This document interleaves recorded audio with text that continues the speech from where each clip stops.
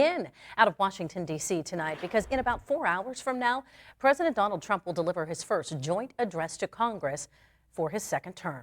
Millions of eyes from across the country and the world will be watching this primetime special, and so will Erie News Now Washington, D.C. correspondent Brendan Scanlon. He's live on Capitol Hill. So, Brendan, what are you expecting tonight? What are you looking for?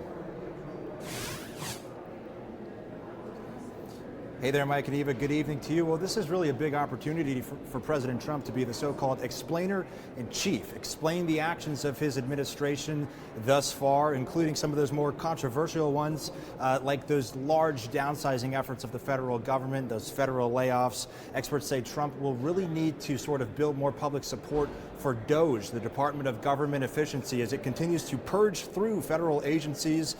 They also say he's going to need to talk a little bit about foreign policy as well. A lot of people have questions following that tense Oval Office exchange, that meeting between President Trump and Ukrainian President Volodymyr Zelensky. Many questioning the current state of the relationship between the U.S. and Ukraine at this moment. Of course, the situation in Gaza as well, as we look toward that next phase of that ceasefire agreement. A lot on the foreign policy side of things that President Trump will need to address. Now, additionally, Trump also announced early this morning a 25% tariff on imports coming in from Canada and Mexico. So he's going to have to try to, again, build more public support for his tariffs, as a lot of people are growing concerned about a global trade war with these recently imposed tariffs. Experts also say that Trump will, of course, use this primetime speech, this primetime address, to tout his accomplishments like those down at the southern border. Take a listen.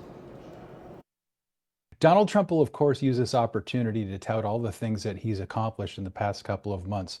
He'll say that it's been the most productive presidency of all time, as he likes to be very hyperbolic in discussing it. He'll also do this by using what we call the Heroes Gallery, by bringing in a number of people who've been part of what he's been doing, or have an influence over what he's doing, or been affected by what he's doing over the past couple months as an example, and putting that into the narrative.